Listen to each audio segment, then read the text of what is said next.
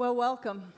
It's a great pleasure to be here today. Jamie, thank you very much for pulling all this together. What an honor for me to be moderating. What a terrific panel to commemorate the 75th anniversary of the Normandy campaign, Operation Overlord.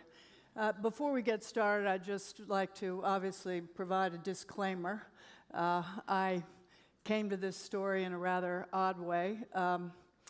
My grandfather, of course, was the Supreme Allied Commander at the time, and he wrote a book called Crusade in Europe. And sometime in the 1950s, they turned it into a documentary, but Ike didn't want to see the documentary. If we wanted to actually see what this was all about, we had to ask Sergeant Money to take us into the back room to screen Crusade in Europe. Now, Sergeant Money was one of a number of people who went into retirement with my grandparents, Ike and Mamie, on the Gettysburg Farm. And Sergeant Money had been with Ike on D-Day from North Africa through World War II.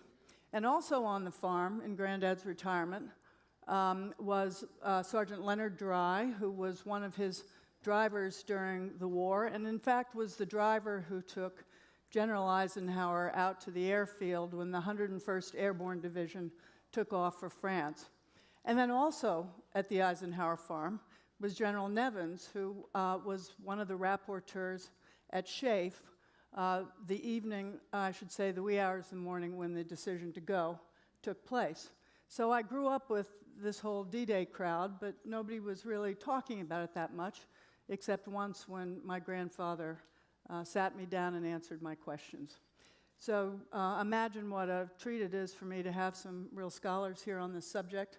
I'd like to say that I have the great good fortune to take from about every other year a group of students from Gettysburg College to the Normandy battlefield. I've read a huge amount about it, and it's a very moving thing for kids that age to come to terms with the fact that many of those who, well, the ones who sacrificed the most were their age, that they did something heroic, and actually they found out many things about life. Those who didn't survive, we remember, of course, but there were so many who didn't know who they were until they landed on those beaches on D-Day.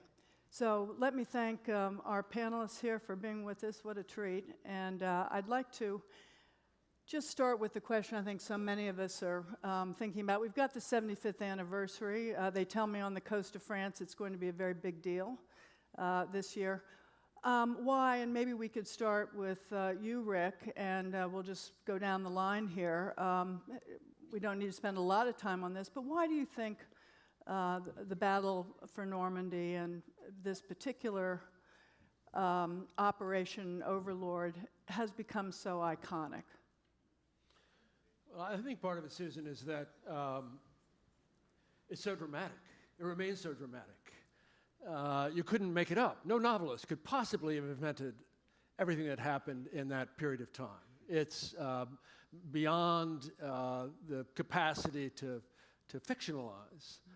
Mm-hmm. And somehow it has a grip on our imaginations collectively, in part because even though we know 75 years after the fact what happened, it still retains an inherent drama. It's about the most essential aspects of warfare. It's about young men dying young. It's about a righteous cause.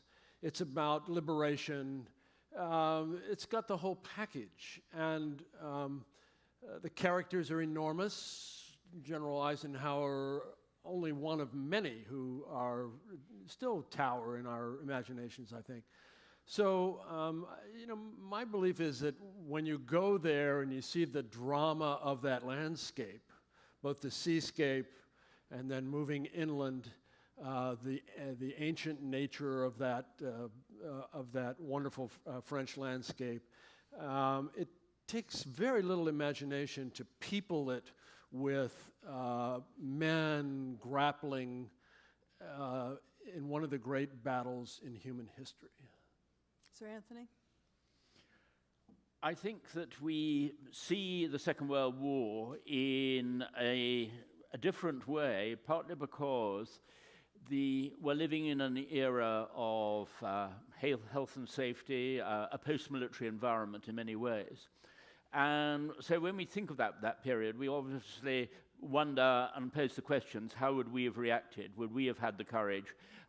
Would we have shirked it if we're a paratrooper jumping out of an aeroplane or actually leaving the landing craft at that particular time? It does pose some very, very personal questions in that way. And I think that I'm astonished by sort of, the way still journalists in Europe, for example, Netherlands, France, or whatever, they're often asking, why is it that the Second World War means so much today, perhaps even more than 20 years ago? And one of the reasons I think for that is that the Second World War posed more basic moral questions than any other period in history, in terms of moral choice, moral decision, and so forth. And actually, because we're living in a period where we do not suffer very much in the way of moral choice, it is no doubt the essence of all human drama. And that is why movies, novels, all tend to focus on something that dramatic, because basically our lives today in comparison are pretty mundane. Mm-hmm. Well, I think for a long time, Pearl Harbor was the December 7th, 1941. Everybody focused on Pearl Harbor Day. But in the end, Pearl Harbor is about defeat. We were caught unaware at Pearl Harbor. And something happened in the 1980s, certainly by the 1990s, that suddenly June 6, 1944 was the big date. Everybody would talk about who's a D-Day veteran. And it was the beginning of the end, the liberation of Western Europe and the beginning of the end of Adolf Hitler. The drama that you've all said is a big part of it. But, I think Ronald Reagan went to Normandy and gave his famous Boys of Point to Hawk speech over there, and they timed it so it was brought to morning television, Good Morning America, and Peggy Noonan wrote the famous speech over there. And suddenly people in America were saying, do you have D-Day became kind of hot. Stephen Ambrose wrote a big book about D-Day. You had Band of Brothers of Ambrose coming out, Tom Hanks doing Saving Private Ryan. Band of Brothers then became an HBO thing. In New Orleans, they opened a national D-Day museum, and it started becoming seen as a symbol of unity in the United States, that we won World War II, that we were all in it together, that it was a good war, that there were very few dissenters of it, and it showed American ingenuity and the fact of the secrecy of Overlord, that we could keep something that grand, without the Germans discovering it, has led to a incredible, almost folklore and mythological celebration of it. And for what you just said, Susan, you cannot, if you go to Normandy and you see those white crosses and you look out the English Channel, you feel something that's like no other sight. I mean, Gettysburg, maybe. There are a few American places. It's sacred ground there. So more and more Americans that can afford it, and school kids are making pilgrimages over there to the beaches, Omaha and Utah. Well, I must say, I take my students from Gettysburg College, and I make them go out on Omaha Beach at low tide, and then I say, I'll see you at the top of the hill. That makes an impression, because even if they're in good shape, it's hard to get up that hill without 70 pounds on your back. Well, the other thing I think my students have a hard time reckoning with is the fact that we had a complicated alliance that was in place, and I think a lot of mythology tells us that everything went swimmingly the whole time. Sir Antony, I would like to ask you, tell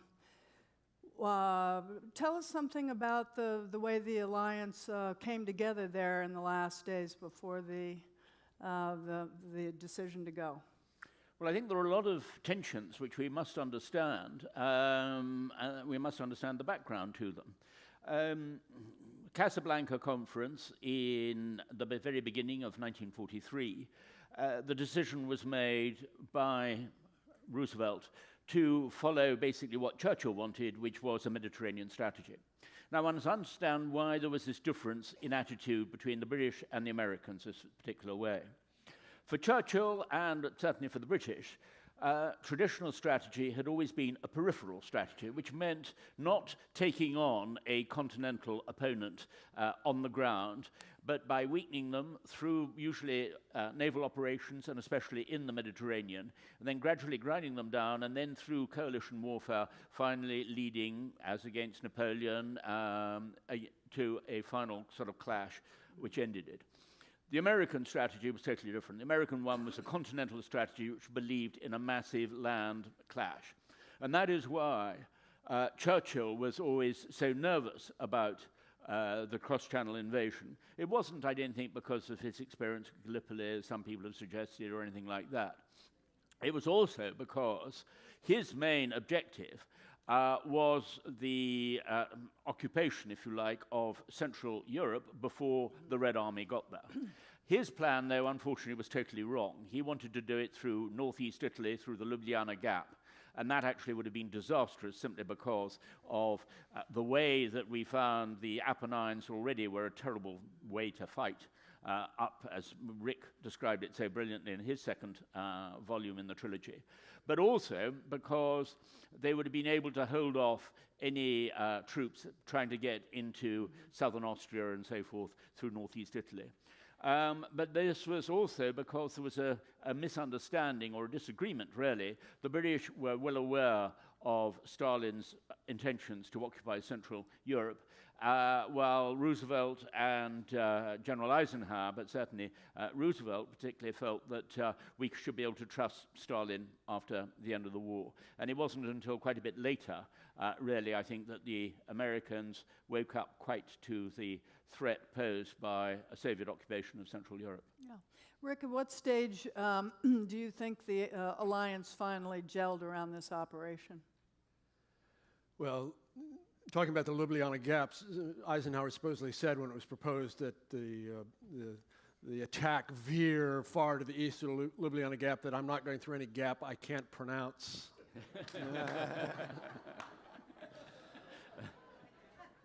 It didn't gel, I'm not sure that it ever gelled. First of all, you have de Gaulle showing up on the edge of, on the verge of the invasion, to be told that there's an invasion coming. He throws a hissy fit. He and Churchill have a screaming fit at each other. That's not gelling. That's true. To go back to what Antony was referring to, even before the Casablanca Conference, the decision to go into North Africa had been made by Roosevelt in the summer of 1942, over the advice of all of his senior military, his brain trust. Eisenhower said when he got the word that Roosevelt wanted to go to North Africa rather than to stage in Britain, using Britain as a giant aircraft carrier and invading mainland Europe, Eisenhower said it's the blackest day in history. Given the blackness of other days, that's a pretty dramatic statement. And so Marshall, the Army Chief of Staff,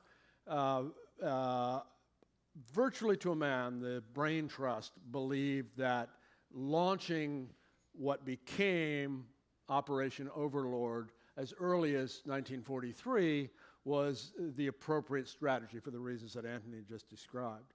And it took them a while to get over that rebuff by the president. And the president had good reasons for doing it. I think they were actually the right reasons. I think trying to launch the kind of invasion that we saw in June of 1944, before June of 1944, was really flirting with disaster. It was difficult enough as it was. And to have done it a year early, considering all the things that had been learned about amphibious operations in the Mediterranean, in the Pacific, all of the things that were applied, all of the instruments of amphibious operations, the ducks, the small amphibious vehicles that could also ride on land, the LSTs that could carry 20 Sherman tanks and disgorge them right on the beach. All of that had to come to fruition before you could launch something of the magnitude that we see in June 1944. When do they all agree that this is the right thing to do? Probably after it has succeeded in the late summer of 1944. Quite right. Well said, well said. Did you want to add a comment? Also, General Eisenhower, to your point, had a letter that he wrote to say, I take full blame for the disaster of D-Day, that it was my mistake and I will resign if I have to, type of letter, because it was no sure thing that this was going to work. History's easy to mark June 6th as this great day. So many things could have gone wrong. And in fact, leading up to June 6th, I've been able to write about the need for special ops. Today we just assume we have these special ops that'll kill Osama bin Laden or the like. But the British had commandos, but we had no great special ops groups. General Eisenhower and Marshall had some problems with the idea of special ops, meaning taking the best soldiers and the best of the best and taking them out of companies and putting them into elite fighting groups, because you're taking the natural leadership pool out. And so why wouldn't you let those leaders stay to keep morale up? But alas, we created U.S. Army Rangers during World War II to do special ops. I've written about the U.S. Army 2nd Rangers, which was a amazing call-up of finding, like, who are the 225 best of the best. An earlier session, I was talking about NASA and I'm talking about the space, finding the Mercury 7. Well, and the tests they would have to do. We were trying to find who are the best to do what nobody knew would be a top secret operation to take out the 155 millimeter guns in France, big blasting guns that were in pillboxes overlooking the cliffs there at Pointe du Hoc and and the key to D-Day is nobody thought that we would do the big operation there, because this was the most fortified part of France. So, and if you're Hitler, you're thinking you might go somewhere else. So there's a lot of deception going on. But meanwhile, we're training 200 these guys. Thousands wanted to be in the U.S. Army 2nd Rangers. We end up getting a pool that goes to Fort Walton Beach and training in it. With the SEALs weren't created yet, but we were doing amphibious training. They'd get stung by jellyfish and the like in Florida. Then they go up to Fort Dix, New Jersey, and are learning how to climb on a grapnel, like a rope, straight up walls. And, they would drop some of these American military personnel on weird locations, say the Catskills, and say, now you got to make your way back to Fort Dix. We don't care whether you hitchhike, ride a train, but on this hour you've got to be there. They started taking German classes and knew that they were probably going to go to Europe. And we found this incredible group, and by 1943, over the New Year's, they went over to Britain, and they embedded in houses in Wales, farmers and the like. And at one point, Colonel Earl Rudder, they were called Rudder's Rangers, basically told them, you're going on a suicide mission. It's a little Alamo-like, the line in the sand. Half of you will probably not come back alive. Their mission was to go in these boats. Andrew Higgins built in New Orleans Higgin boats that you see in Saving Private Ryan, of men crowded on them, the flaps open, you charge the beach. They were going to shoot grapnels up the cliffs and climb 1 foot at a time. Well, we did it, and they got shot, and it was a horrific event. But in the end, the big guns were taken out of the cliffs. We were able to start making sure those guns weren't trained on Omaha or Utah in a way that would have wreaked havoc and opened the door for an invasion. Earl Rudder was told not to go with his men, and he said, Colonel Rudder said, I'm going. I'm not sending my guys on a suicide mission. The point is, the heroicism of D-Day is just so moving. Earl Rudder later went on to become president of Texas A&M and became the person who let women into Texas A&M. But Rudder's Rangers. So when you start looking at the lore of D-Day, there are amazing stories of not just American, British heroism, but Canada played such an important role, and they're often not included properly in the narrative. Well, I just have to say quickly that one of the most moving things I've had any part of in recent years was there was a local French villager who didn't know the name of somebody who had saved many in his village, an American medic, and my students and I and half the United States Army looked and finally tracked down the name of this person. And what an experience it was to see this unknown individual walk out of the pages of history, especially since he was a paratrooper and had misdropped. So, I mean, this has changed the way I feel about the story in that village, and I'm just wondering, in the research that the three of you have done, extraordinary books, all of them, have you developed a relationship in those books in the course of your research with any one figure who emerged from the pages for you? Well, I lived for 15 years with Dwight D. Eisenhower. I feel So did I. not quite the history that some of us on the panel have, but I really feel that General Eisenhower is somebody that I lived with every day doing research for these three books, recognizing his foibles, his flaws, his shortcomings, seeing clearly the vicissitudes that he's got to overcome, seeing that he is limited as a tactician. He doesn't see a battlefield as Napoleon does, spatially and temporally. That doesn't matter. That's not his job. His job is to be the supreme commander of the greatest martial enterprise in the Western world. And he's quite brilliant at that. He's chosen to be the supreme commander by Roosevelt, in part because Roosevelt says he's the best politician among the generals. Eisenhower didn't think that was a slur. He knows, first of all, that the United States Army is the biggest political organization in the country then, and it is today, and that to do what needs to be done with an enterprise of that size, as sprawling as it is, as multinational as it is, that political skills are the essence of success. And he's brilliant at that. And so I feel, very close to him as a general, even though, I think it's a little brash of me to believe that I've actually been in his hip pocket in ways, but you cannot read all those letters back and forth between General Eisenhower and Mrs. Eisenhower without feeling, my God, here in its essence is the strain between every soldier and every soldier's wife, or today, every soldier and every soldier's husband.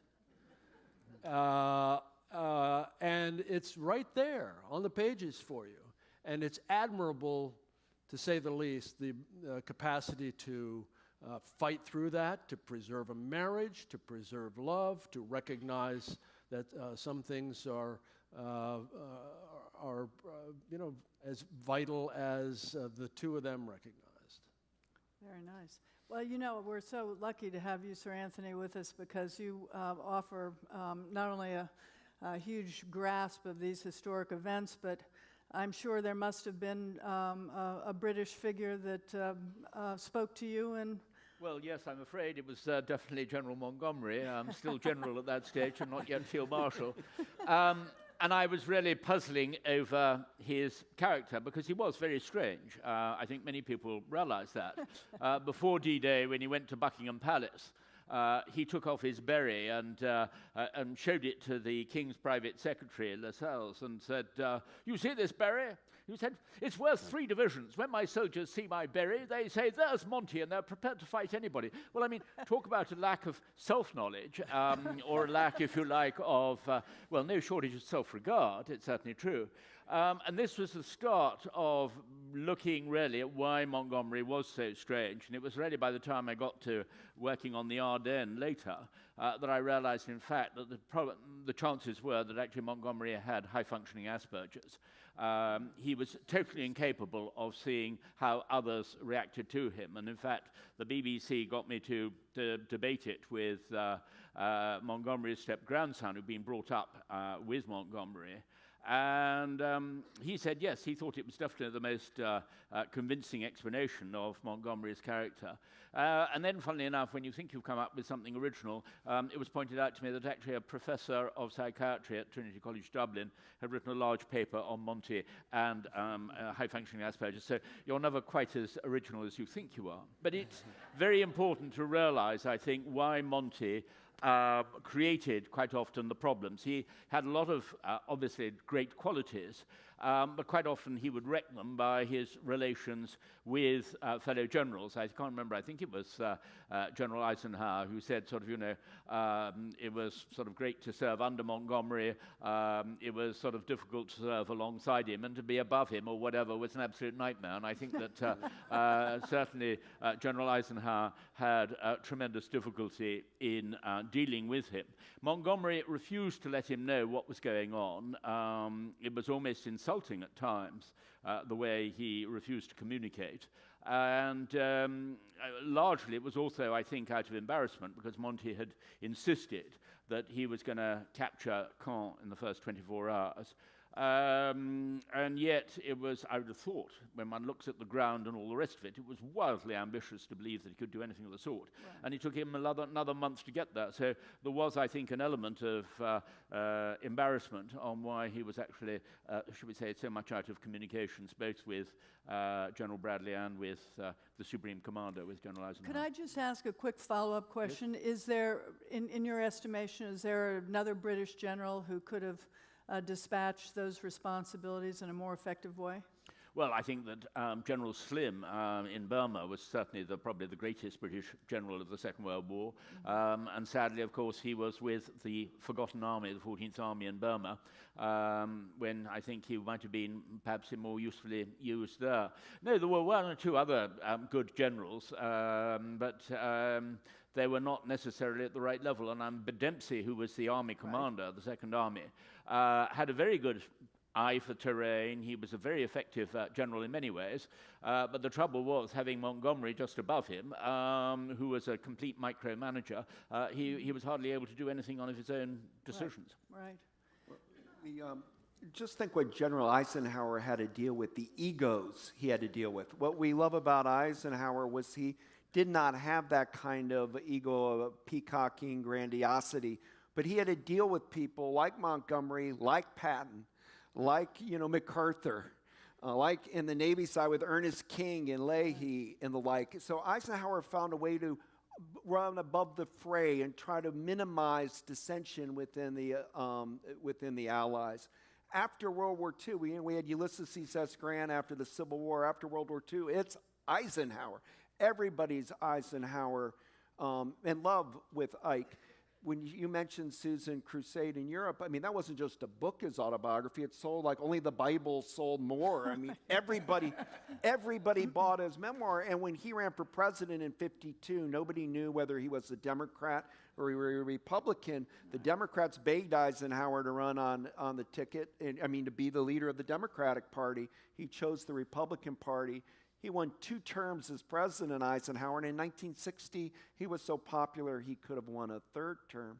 But when I reflect, you mentioned Montgomery, and it's worth mentioning since we're at a book festival, a guy named Nigel Hamilton who wrote a 2-volume biography of Montgomery, but then went on and has written a series of trilogy of FDR in the war. And, Nigel shows how astute Franklin Roosevelt was, even more so than Churchill in the sense of having to pick the right personnel, make the right big decisions. And whatever FDR may or may not have done wrong at Yalta, he certainly did right on unifying the country with industrial mobilization. D-Day's not just about crossing the English Channel. It's about our factories humming in America. It's about the ships in San Diego. It's about, the Willow Run factory up in Michigan. It's about Norfolk, meaning these industrial mobilization that Roosevelt did, so we have the equipment and the personnel to do something as extraordinary as cross the English Channel. My admiration for what FDR did in World War II really knows no bounds. But when you talk about personal heroes doing scholarship, I go back to the men and women who served in the war. 2 of them I got to interview, one Lem Lamel, and Jack Kuhn, for example, doing oral histories of them, and they were there we hit the beaches in Normandy, they had 3 grenades on them. One was a grenade you pull and throw and it goes kaboom. One was a grenade that shoots a flare up, so you where you're at, and the other was a thermite grenade that can burn through metal. And they were loaded with this in climbing and making the top, and they ended up being able to decommission those guns there and get highly decorated. But seeing dead bodies, dead fellow men, brothers, the great thing about the United States military is that they become like a family, and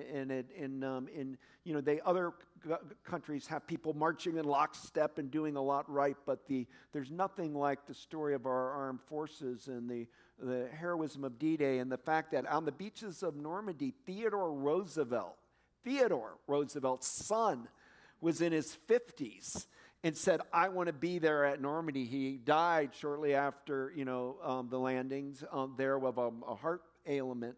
But it was that kind of somebody even in their 50s whose father was a president, was willing to be there because the liberation of Europe, because of FDR and Churchill, it was about for democracy. It wasn't just anti-fascism, anti-Hitler. It was a belief in democratic virtues. And FDR framed what we were doing at D-Day in his For Freedom speech. We're fighting for freedom from want everywhere in the world, freedom from fear everywhere in the world, freedom from hunger everywhere in the world. And the optimism of FDR, a man in a wheelchair, going on radio and saying we can do it, and reading his prayer to the country on D-Day, and using God's language as a prayer to our servicemen. And it's just this moment kind of frozen in time, and everything, our native ingenuity in engineering, our sense of public service, the power of democracy, all coming to the forefront in this extraordinary June 6th event. Well, the 75th the 75th anniversary of D-Day is going to lead us to the 75th anniversary of victory in Europe, and that's coming in May of 2020. In looking at the long stretch of this war, and of course the anniversary that we're celebrating in June, maybe we should use our remaining minutes just to put the invasion of D-Day into perspective as we reach actually that victory in Europe date. Sir Antony, would you like to give us a reflection on that?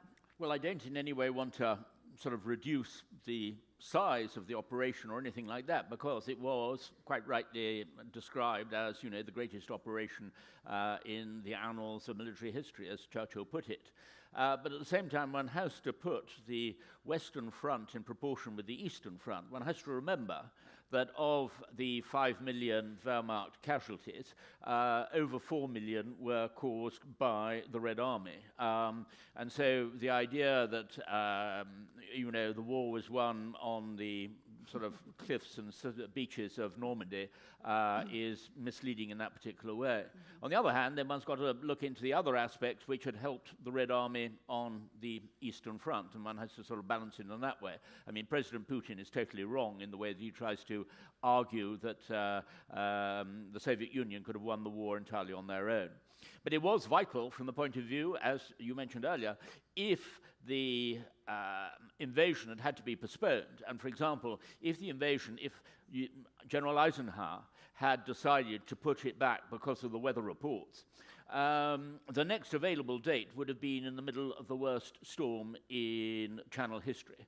And that could have destroyed most of the invasion fleet, which would have put it back, probably knocked it back almost a whole year or whatever, which would have completely altered the post-war political picture of Western Europe.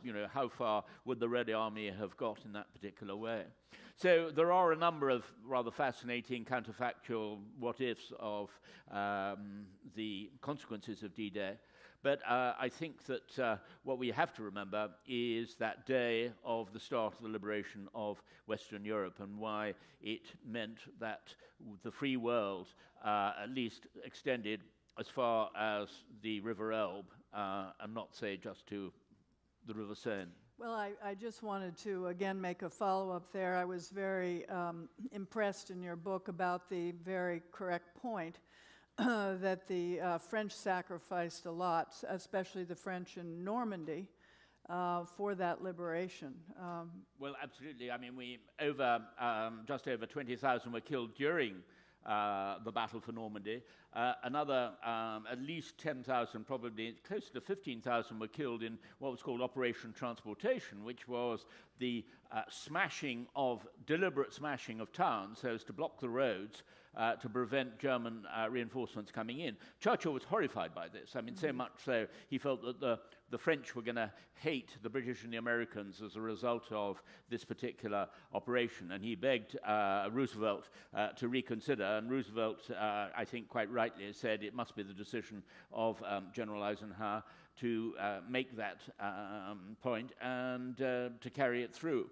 But it's certainly one can find in certain pockets like Saint-Lô, which suffered appallingly in that particular way. There is still a certain bit of resentment of the French, but as you rightly say, Normandy was the sacrifice for the rest of France, and it saved any destruction. Paris was saved, the whole of the rest of France was saved from what the fate of Normandy really was. Well, I would just add to that one is very moved by the sacrifice that was really shared by the people who are today our allies. Rick, would you like to add some perspective about where Normandy fits into the wars? You know, as awful as it was, and it was awful, it could have been worse in the sense that obviously it could have failed, but for example, there were detailed plans that had been drafted, approved by General Eisenhower, for chemical warfare in Normandy, to be used in a retaliatory way if the Germans moved to chemical warfare. So the Allies had 160,000 tons of chemical weapons stored in Britain and in the Mediterranean. And there were two specific plans that had been drafted and approved by the Supreme Allied Commander. One plan was predicated on caring about French casualties. So you were specifically targeting German troop concentrations, tank parks, trying to avoid French civilian casualties. The other plan, who cares? And if that plan had been adopted, if the war had gone chemical, the French casualties, as horrendous as they were, 20,000 or so, just in that brief period, would have been double or triple that, because that plan caused for using mustard gas and other chemical agents on virtually every French crossroads in Normandy. So as awful as Normandy was, and as awful as it was not just from June 6th, but really through the breakout in the end of July of 1944, it could have been worse. It also signals how awful the war is going to be to the end. There were 11,000 American soldiers killed in action in Germany in April 1945.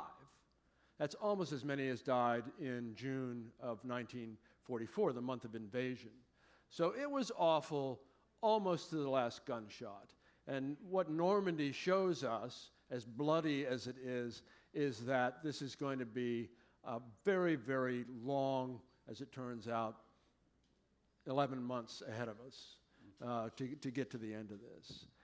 And so the sacrifices made in Normandy foreshadow many, many more sacrifices to come. Yeah, that's really quite a sobering thought, actually. Could you say a word about where the Germans were in their development of the atomic weapon at this stage? Well, they weren't as far as we feared that they were. One of the mysteries that Allied intelligence was trying to solve was whether, in fact, the Germans had advanced to the point where they could begin to weaponize atomic technology. When the invasion of southern France occurred, it was supposed to be simultaneous with the Normandy invasion, but was delayed for 2 months for various logistical reasons, and that occurred in August 1944. There was an army that went north, a Franco-American army that went north, and eventually captured Strasbourg in November of 1944. And part of the intelligence teams that were with that army were specifically tasked to try to capture German atomic scientists and to capture as many documents as possible to determine how far along the Germans were. One of the things that they found, and they had some success in capturing some of the small fry. They didn't capture Heisenberg and the big shots in the German program at that point, but they captured enough documents which they sent back to Oppenheimer and the chiefs of the American atomic program, showed that the Germans actually had been barking up wrong trees in some cases and were not to the point where we needed to worry about them having a fully developed functional atomic weapon. Well, great. Oh, yes, sorry. I would just quickly add one thing which was fascinating, and one of the things we found in the Russian archives, we were actually passed some documents by a friendly archivist, and that was the reason why Stalin wanted to surround Berlin before invading or before attacking inwards, was of course to secure the Kaiser Wilhelm Institute and all of the nuclear materials there, and that's why Beria was sending the NKVD troops around the outside. Well, here's Mr. Rocket Man, right? Would you like to make a comment here? About the Good point, thank you. Third Reich and their missile programs, and the missiles of the first V1s and then V2s raining on London, and a couple hit Paris. But this was new technology. I mean, we just live in a world where we know we have missiles and intercontinental ballistic missiles, but that's where Hitler put all the money in, was the missile technology. So if D-Day would have failed and the missile program could have continued, and not just D-Day, what if we had failed at the Battle of the Bulge? We would have been stuck in Europe for a while longer, and then what's going on in the Pacific. And so you don't want to think about a world if we had failed at D-Day. It's not clear that the Germans could not have ended up annihilating Great Britain. And it's a cliche to say the British are unflappable and the stiff upper lip and all this. It really is a cliche, but it happens to be true. I'm always astounded by the perseverance of the people in London with bombs blowing up their marketplaces, and they're dressing properly and going to school. And I went to Churchill's war room recently and toured it with my children and wife Anne, and in London, and it's just astounding to realize that London could operate during the Second World War, and thank God they were able to not capitulate to Hitler like so many of the other European countries did. My takeaway from all of it is, the 20th century is known as the American century, and if that's true, if it really is the great American century, what are the big dates of the 20th century? Now, somebody might say Hiroshima, the birth of, atomic warfare. Somebody might say going to the moon, Neil Armstrong. I would say the most important day of the 20th century is June 6, 1944, when the forces of good, the forces of democracy, were able to put the entire industrial and military capacity and goodwill of our country and start liberating Europe. And, and while we do underplay Russia but so terribly, on the other hand, after World War II, the lands that Russia took over lived in totalitarianism. And Stalin was as bad as Hitler. And the purges that Stalin did were just heinous. And so, we only liberated at the end of World War II part of Europe. There was still a second half to be liberated. But the job, you have to look at a gold star moment in U.S. history when all of our abilities came to fruition in a singular event. I would pick D-Day as being that date. And so for 75th anniversary is a big deal. And if you haven't had a chance to tour in France, do it. And if you can't get over to France, go to New Orleans, the World War II Museum, where you can watch the displays there are quite amazing. Well, I would just like to thank our panelists very much and to emphasize. I would just like to say that I hope on June 6th that you will remember most of all the people who gave their lives. There are so many of them, and please keep in mind that these were lives cut short, people who never had the joy of being married or having children or being there for their parents. So thank you very much for a wonderful opportunity. Thank you, Susan.